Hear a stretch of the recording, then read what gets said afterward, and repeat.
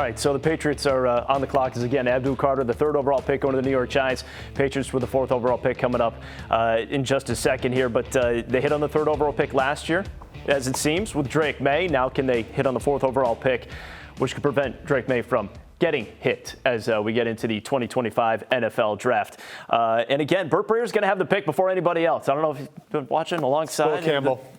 What's that? Will Campbell's the pick. Quick. There it is. The Patriots are taking LSU tackle Will Campbell, 4th overall. So there you have it. Okay, Patriots taking Will Campbell, 4th overall, left tackle out of LSU. Don't be sorry. I need you to dress Cap. I didn't set that up. I'm sorry. It's Will Campbell. Will Campell's a Patriot. I need you to dress your announcement. I The should have put my. Patriots will take Will Campbell. I've got to confirm. Pick is in. Thank you. Yeah, we'll give you a single shot and everything. I can give you guys a couple of stories about the process now if you guys want it. That's what you're here for. Hit it. All right. Okay, so there was a story out earlier this week that Will Campbell, that the Patriots traveled, sent a contingent down to Louisiana recently over the last week to go and see him. It's not the first time that they've done that and gone and traveled to see him. Mike Vrabel spent a lot of one-on-one time with them. In addition, in the 30 visit, they brought him in. Mike introduced him to a room full of Patriots people, coaches, scouts. And he had the guys go around one by one and introduce themselves. And every guy went around, every guy introduced himself, said one thing about himself. Mike said to Will Campbell, hey, you got all that? And Will went around the room and named every one of them and repeated what they said about themselves. So there are little stories like that I think you're going to hear about Will Campbell that really, I think, will create like some confidence that he can be the kind of culture guy that you're looking for. I know for a fact that they view him as a cornerstone type of leader. And I know they feel as though leadership, for people that have been in the building for the last several years, that they could use as much as they could get, especially on the offensive side of the ball, especially after they just, got rid of a player in David Andrews, who was really one of the few who was providing that kind of thing in the locker room. And I know he really made a great impression on them at the Combine as well. So the visits are one thing, but this has been going back now for months. And at the Combine, you guys know, like, you travel around with your position group, right? You do the meetings together, you do the medical together, you do the workouts together. And the Patriots had evaluators obviously on the ground and up close and personal with that offensive line group for several days. Will Campbell was clearly the leader and the alpha among alphas. This is a guy that guys that are going to the NFL, they're going to make a lot of money to play offensive line, we're looking up to. And so for him to be able to carry himself in that way, in that setting, I think really resonated with Patriots decision makers. One other thing I can add here, and I think this will get the fans a little excited about the idea of having Will. I talked to somebody close to him earlier today who said that over the course of the process, he really became warm to the idea of playing here, and by the end he really wanted to be here, and I think that's a big piece of it. You know, he grew up, obviously the Patriots were a dynasty for his younger years when guys like you were playing, Brian, and I think that was part of it. And then once he got to know Vrabel, the match there I think was perfect, and I think that was a huge part of it, was the relationship between Vrabel and Campbell. And one thing that kept coming up was how those two were a match for each other. I used this line earlier, maybe earlier in April, a couple weeks ago. I talked to one team who said, that after meeting Campbell, they think Vrabel is going to ask him to move in with them. So I think that there is that personality match too, which is good, which means that I think he can be the kind of torchbearer for the program that you need. Yeah, I think this is a culture pick. I think this follows the trend of what they did in free agency. I know it wasn't a lot of big name guys. I know Milton Williams was probably the biggest name, but there was Robert Spillane, Harold Landry. They're going after specific guys, and call them Vrabel guys, call them Patriot guys, whatever you want. And when you watch Will Campbell and the way he plays, he's tenacious. Mm-hmm. And you need one of those guys on the offensive line, because if you have one, they all kind of follow suit. And I think he's the type of guy you're going to see at a joint practice. Someone kind of shoves him, he's going to shove him right back. And he has that type of ability to be the leader of the offensive line at a young age. I think you see that from his mentality. And hearing all these stories, I think he's a perfect fit for what the Patriots are trying to build around Drake May. The Patriots offensive line, now if you project it out, 60% of it has changed since the offseason began. You have Morgan Moses at right tackle. You have at center now Garrett Bradbury. You have a left tackle. You have to assume Will Campbell. One guy would be Michael Wenu, and the other guy would be Phil on the left side. Yeah, I mean, it could be Layden Robinson, but that's still TBD. So, I mean, you've overhauled your offensive line fairly significantly. And yes, David Andrews was a major cog, but he wasn't able to play last year, so you've upgraded that position as well. And you still do have a guy named Cole Strange. You still have guys who I do think have some relevance, but you've shored it up. 60% of the offensive line right now are different starters from last year. And Moses, to me, you mentioned it, is a culture pick, that they brought in. There are so many guys on this team. When Vrabel talked about flushing the sense of entitlement and earning everything, these guys spoke at those press conferences in that vein. By the way, Mike Vrabel also spoke at the owners' meetings just a couple of weeks ago and talked about Will Campbell and his projection as a left tackle. Yeah, I mean, I think you have to. I don't understand how, you could watch him play in the SEC, which is the best conference in college football, against guys that are going to get drafted at that position. So I don't think you have to project it. You can just actually watch and say, there's the snaps at left tackle, evaluate it, see what you think. All right, so again, that was Mike Vrabel, who, by the way, looked very relaxed at the Celtics game last night. Maybe that's why he knew exactly what he was doing with the 4th overall pick. The Browns just took Mason Graham out of Michigan. So they had Travis Hunter at 2 and then traded out of that and took Mason Graham. And they wound up with Mason Graham, defensive tackle for Michigan. I think for a while people had him here. Before the drumbeat started for Jacksonville to go get an offensive weapon, a lot of people had Mason Graham pegged to go 5th overall to the Jaguars, so he winds up going 5th overall. After all, that leaves a couple of tackles still on the board there. An interesting pick for Cleveland because obviously they're going to be judged on this for a long time. I think now you can take Travis Hunter and Mason Graham, and people are going to be looking at the difference between the two. And Cleveland fans, in my opinion, are not going to love that comparison. I'm having PTSD as a child watching the Browns draft. Like we had the opportunity to draft the best player. We trade back and you draft a defensive tackle. Look, he's a great player, but what is he going to really do to affect the game in a way that Travis Hunter could have affected the game? To me, it's so analytical that sometimes you just got to go with more of a gut feeling when you have a guy like Travis Hunter. This is basically the Ernest Biner fumble taking place in April.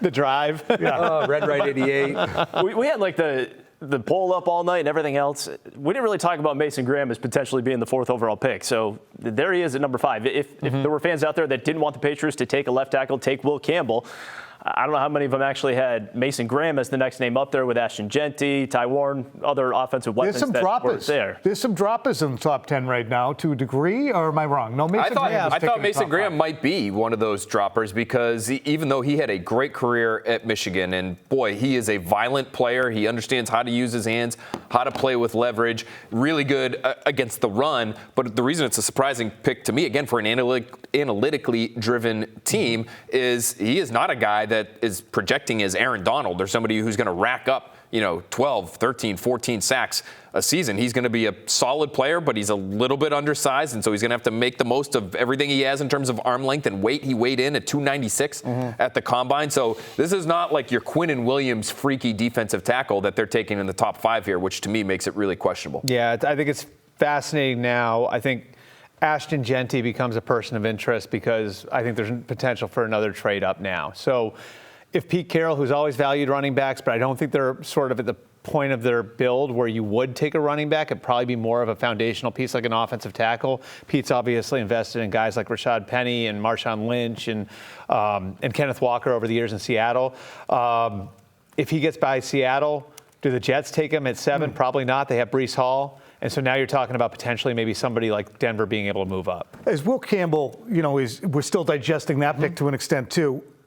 This season, the Patriots, we don't have the schedule yet, but who are some of the guys in the AFC East and in the AFC that he's going to have to be dealing with on a regular basis around, like just in the AFC East, edge guys that they're going to be facing? Yeah, one of the names that comes to mind first and foremost is in Buffalo because he's incredibly long. It's Gregory Rousseau. And so that will be one matchup to watch. They'll play him twice a year. My guess is Buffalo will try to match him up with Will Campbell and see how it goes. That will be, to me, in terms of the length, we don't know where Buffalo falls on the schedule just yet, but that's one name that stands out as, okay, what do they do with him this week because this one could be a problem based on what we know of Will Campbell's measurements. Well, Bosa, too. I mean, they have Bosa, he's long. I mean, that's another guy who's going to be there. Right. You go to Miami. Jermaine Johnson with the Jets. Johnson. And then in Miami, like you said, Chubb and Chop Robinson. Yeah. It's really funny, too, because if you think about it, they've added that tackle, but everybody he's dealing with has great length. Yeah.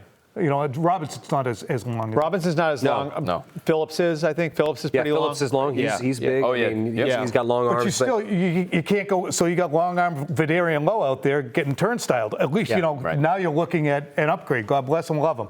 Right. But just ill-suited to be dealing with those kinds of players, Tom. I think one of the biggest things of taking a player like this, too, and we never talk about it because it generally speaking doesn't matter as much.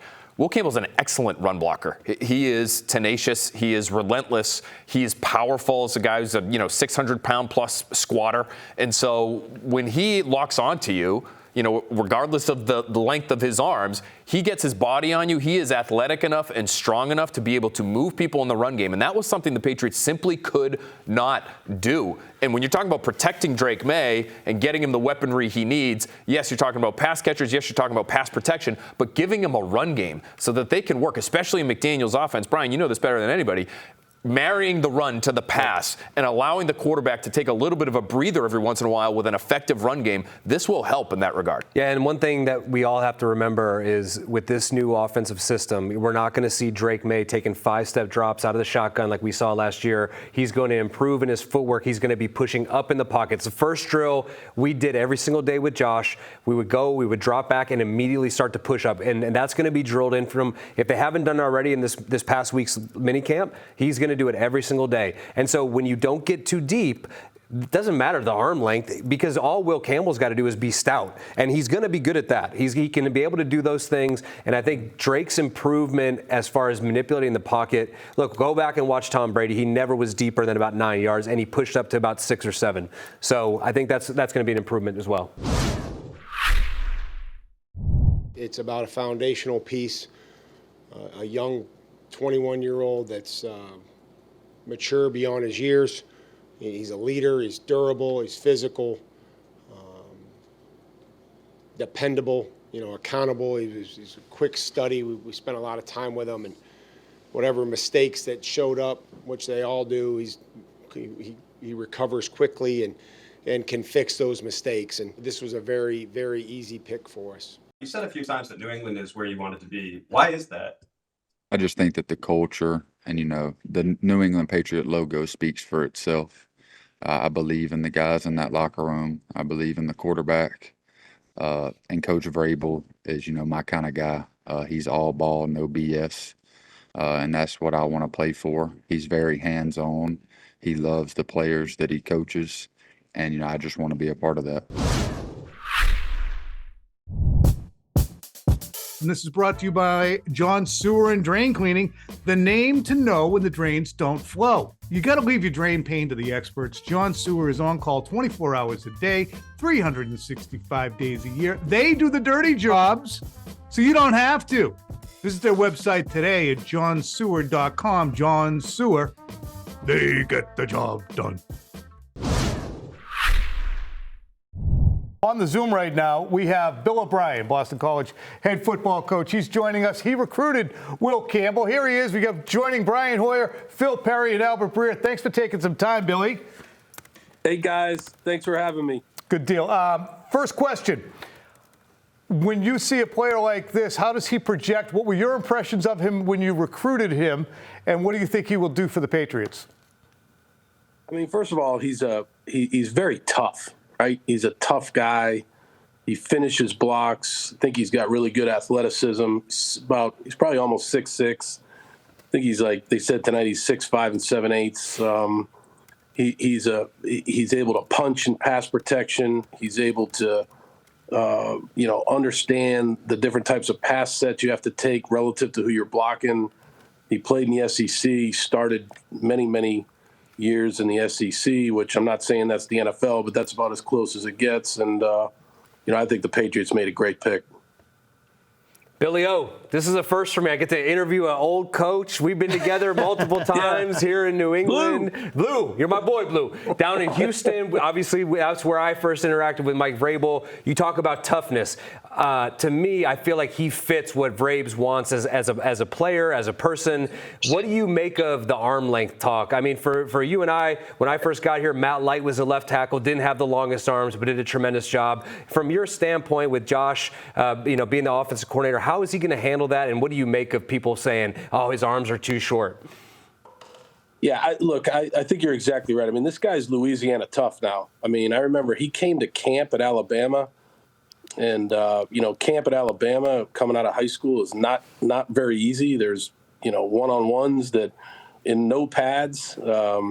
It's very, very hot. There's 3 sessions of camp in one day. And, he passed that test at Alabama. And, that's kind of my first impression of the guy. So, I think at the end of the day, Brian, you know this. When you talk about the left tackles that the Patriots have had, right, they've all come in different shapes and sizes, right? Matt Light, Nate Solder, those guys, they were different, right? They were both different. Matt Light didn't have the longest arms in the world, and he's one of the best left tackles I've ever been around. And Josh will do a great job of finding ways to help him when he needs help, and then there's going to be times when he's not going to be able to help him. And this is a guy that can block people one-on-one. So, again, like I'm pretty biased, obviously, Hoy, because, my connections with those guys. But, I think they put a lot of work into this kid. And, they made a pick of a tough guy who's athletic that'll come in there and be able to help protect Drake's, blind side. Yeah, when it comes to the leadership part of it, Bill, I'm just curious, for the amount of time you spent in NFL locker rooms, college locker rooms, is it difficult for linemen to lead? Like, obviously, Drake May is in a de facto leadership position as a quarterback, but everything we've heard about Will Campbell, he's a leader. How can you do that from the offensive line room? You're never touching the football. You're not going to be on a lot of highlight reels, but how can he do that for New England, do you think? Yeah, I think that's a great question. It is a really good question. I mean, we had some great leaders when I was there, when Brian was there. I mean, the most recent, when I was there in 23, we had a bad year, but, David Andrews was an incredible leader from the center position. Dan Copen, when he was there. These guys a lot of those guys lead by example, right? They show up every day. They have the same routine every day. They show toughness on film. Whether it's in practice or obviously for Will when he first gets there in a preseason game, there'll be ample opportunities for him to show what he can do. And you don't always have to lead by being vocal. Obviously, the quarterback's going to be the leader, and the middle linebacker and the safety. But there's definitely examples of offensive linemen that are great leaders, and there's been many of them over the last 25 years in New England, and I'm sure Will has those same type of qualities. Phil Perry here, Brian Hoyer there. The BST guys are here as well. Michael Felger, Michael Holley. Holley, I'll start with you. What's your reaction to the Will Campbell pick? I got to tell you, based on the commentary tonight, I feel like I'm coming in a symphony hall and spiking the football because I hear a lot of positivity about Will Campbell, and you guys are excited about it. It's the right pick, on and on. I still don't know if he's a left tackle. That is the issue. So I think it's risky. I think it's risky for the Patriots, Mike, that they came into this draft. They came into the offseason. They needed a number 1 wide receiver. They kind of have one with Stephon Diggs, kind of. They needed a left tackle. I don't know if they have one in Will Campbell, and they need to crush the draft. And I don't know if they're crushing the draft when the team that was behind them, Jacksonville, went up. Jacksonville said, we're going to get one of these damn blue chip players. We're too close to the top. We're going to come away with Travis Hunter. The Patriots came away with Will Campbell. I don't know. Yeah, I'm out. No, I don't like it one bit. But Phil, why do they measure the arms? Why do they measure the arms? All of a sudden, the arm length doesn't matter, yet they measure them. Why? Mike, I want to answer your question. Why do they measure the arms? Because arm length is a factor. It is a factor. I've never said it's a non-factor. It is better to be long than to not be long. However, it shouldn't be a deciding factor, in my opinion. And for Michael Holley, I would present it to you this way. You don't know if he's a left tackle. What else do you need to see? He did it for 3 years in the SEC. He blocked guys last year. that just went ahead and wrecked the league this year in the NFL. Jared Verse is a guy that he held his own against, and he comes to New England and he dominates that game against the Patriots and whatever they had at left tackle and many others across the league. So you've seen him do it. He did it for 3 years. He's a consensus All-American. Yeah. What more does he need to do to tell you that he's a left tackle? No, and it's not me. I'm not out there with the whistle and charting 40 times and seeing how many times he's on the bench throwing up 225 pounds. It's just based on scouts saying he might be, because of the arm length, Felger, he might be better suited inside. So if you, I've heard too many people say something that I disagree with strongly. Well, look, if you miss on him at left tackle, that's been said. If he's not a left tackle, just slide him inside the guard and you're fine. Not at number 4, damn it. No. And then they also say he holds down the fort at the left tackle for a year. You slide him inside, and then you go find your left tackle. I don't know how you get excited about that. You mentioned Peter Skoronski. You know who drafted Peter Skoronski, don't you? Right before he got fired in Tennessee, that was Mike Vrabel. The Titans needed a tackle. There were no true tackles on the board.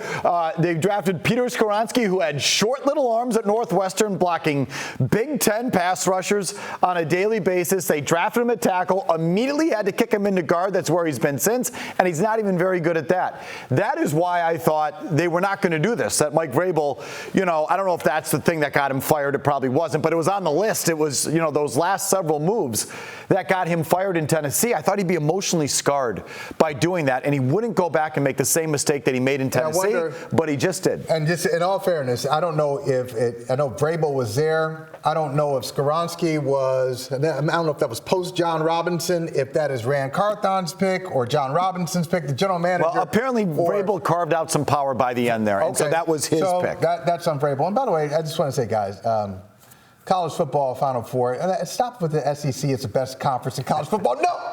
Okay, the Big Ten. The champion came out of the Big Ten. Tell him, Brian Hoyer. But listen, it's not just that.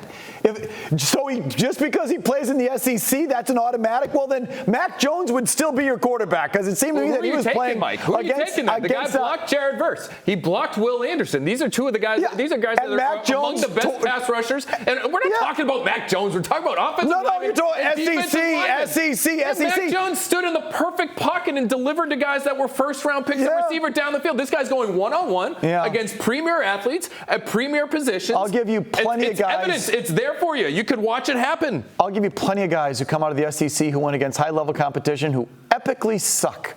And a lot of them were here. Where's Cyrus Jones? He went against SEC quality competition on a weekly basis. Can't play. So I just think that's silly. So who would you be taking it for? I would have taken Mason Graham. Why? Oh, my God. Mason Graham or Jalen Walker. Mason Graham went the next pick over, Brian, so I'm not like, I don't know how outrageous that is. Do that. I mean, that was they swung and they traded back. It's the most Cleveland thing they could ever do. Have the most intriguing prospect in all of draft history, and they trade back and take a white defensive tackle who isn't Aaron Donald.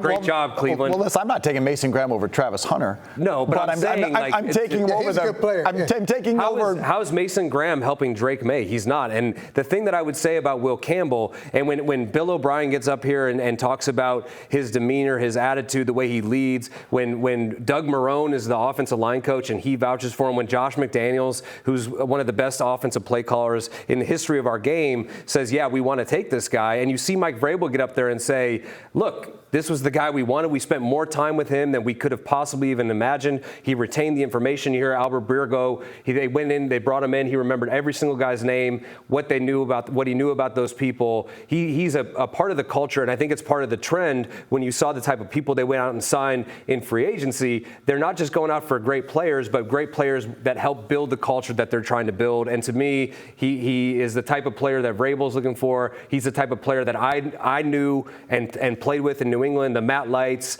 the Logan Mankins. I see all of those qualities in him, and I think if you're Drake May, you got to be happy you have a young left tackle you can grow with. The projected offensive line that we see here with Will Campbell slotting in as the left tackle.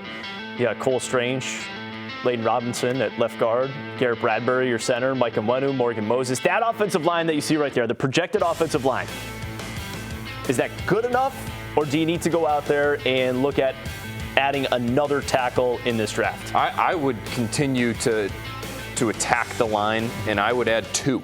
I'd add a tackle that I think can be the right tackle of the future for me. And we talked to Bill O'Brien earlier tonight about Ozzie Trapillo. It's not just because he's from here. It's not just because I went to the same high school he did. He is somebody that I think could be a swing tackle tomorrow, and then in a year or two from now could be a starting right tackle. I think he projects as that kind of player. And I'd also be looking for a guard, because that left guard slot to me is not satisfactory at the moment. Where are you looking at as far as placement in the draft, when you could be looking at those two guys? I think second, third round. Second round, I might have earmarked for a receiver. I might not want to wait any longer than 38 overall to add my receiver, my playmaker for Drake May. But they have 2 picks in the third round. If they decided to go offensive line in the third round, get a swing tackle, future right tackle, and a potential starting guard, that to me would make all the sense in the world, Tom. Yeah. Which would then lead to perhaps running back. So, I mean, you could see just an absolute onslaught of offensive players through this draft. To add to, we talked about Ronnie Stanley as being, the great white whale of free agency of the Patriots. They were not able to land him. But when you look at Ronnie Stanley, he was a first-round pick, right? Like 18th overall? He was a sixth pick in the draft. He was top 10, I think. Yes. Oh, top 10, okay. Yeah. After Laramie Tunsil put the gas mask on, if you remember. That helped him a great deal. I do helped his recall stock go up. We all know where we were when that happened. That's what you're going to be looking at, to have to pay a guy like, in a few years, Will Campbell. But you're also going to have to pay Christian Gonzalez. You're also going to have to pay Drake May. So you needed, as Albert was pointing out, Phil was pointing out, you have to get guys who are going to slot in and be stable at those positions, so you don't have to spend free agent money on left tackles, as the Patriots were on the cusp of doing. Save Ronnie Stanley was here, and they didn't have to staff the left tackle position. In 3 years, because Ronnie Stanley, I believe, is 29 to 30. Yep. In 3 years, they're going to be looking for a friggin' left tackle again and have to spend either another $30 million a year on it, or go ahead and draft it. Well, if it's your left tackle, I mean, this could be based on where the market is and where the market's probably going. Like, by the time Will Campbell is eligible for a new contract, you could be getting like a $30-35 million a year value on a rookie contract, which is a big piece of it. That's why because you have May and Gonzalez coming up at a crap ton. Right. So you've got that guy under cost control for the next few years, which helps. And I'm with Phil on continuing to draft offensive linemen. Again, I brought up the example of the Eagles because I think they've done it right. They've continued to feed those positions. There was the year they struck out on Dillard. They wound up with Jordan Mailata. And you look like where they were this year, right? They lost 2 borderline Hall of Fame caliber players, one on each line, right? Jason Kelsey on offense and Fletcher Cox on defense. And you know who they had? Cam Jurgens waiting for them at center, and Jordan Davis and Jalen Carter ready to play defensive tackle, because they kept drafting those positions. They're the most important positions in the field. People don't want to hear that outside of quarterback. And so I would have no problem with them continuing to feed those positions. Here's a look at Phil Perry's best remaining wide receivers. At the top of the list, we got Iowa State's Jalen Knoll, as well as Jaden Higgins. Missouri's Luther Burden. Love that name. TCU's Jack Betch. Thank you. What'd you say to me? Washington State's Kyle Williams. And that's what rounds out the top 5 for Phil Perry. You got one, though, that stands out above all there, Phil? Yeah, I love the first name on that list, Jalen Knoll. To me, he's, quote unquote undersized. He's sub 6 feet, but he's close to 200 pounds, so he's a sturdy guy. He ran a 4.39 at the combine. He jumped 41.5 inches in the vertical, sub 7 second 3-cone. So he is explosive. He is quick. He is fast. Again, he's probably a full-time slot, but he would give you so much in terms of the athletic juice that he brings to the table. He also has returned punts. So really productive guy, really intelligent guy from everything that I've heard. That program there at Iowa State coaches up offensive players and receivers in particular really, really well. So in Josh McDaniels' offense, where versatility is really highly valued, he's somebody who, yes, you're going to play him primarily in the slot, but could play a little bit outside. To me, he's got some Tyler Lockett to his game. He's got some Amon-Ra St. Brown to his game, according to Brian Hoyer. These are names that should interest you if you're a Patriots fan. I like this player a lot. I think he could be in play at 38 overall. Is Pop Douglas a good enough player to block out the Patriots from drafting someone like Knoll? I don't think so myself. I don't think so either. And the thing that holds Pop Douglas back is his size, right? So he is really shifty. He has some really good skill after the catch, and that's actually one of the criticisms of Noel, in talking to offensive coaches who have watched this guy and like this guy, he gives very little, though we're watching him run for a long touchdown here. Generally speaking, he gives you very little after the catch. He has left teams wanting as far as that part of his game goes. He's not a huge tackle breaker, but he gives you real speed, and he has enough size where he could mix it up as a blocker, Tom. And we know for Josh McDaniels, if you're going to play on the interior in his offense, guys like Julian Edelman, Jacoby Myers, those guys were excellent blockers for that position. I think Noel could hold up in that regard. And it didn't hurt having Julian Edelman and Danny Amendola on the team at the same time. So I'm not saying there's not room for more than one shifty little water buggy guy.